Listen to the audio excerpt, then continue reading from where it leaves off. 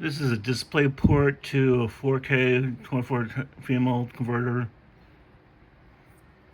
It looks like this. It has display on one side, HDMI on the other side.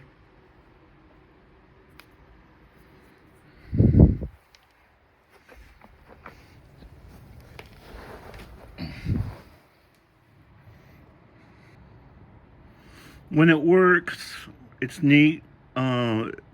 You can hook it into one of these display adapters, the HDMI, and hook it up to your monitor.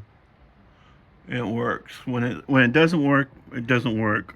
I've had it work and not work.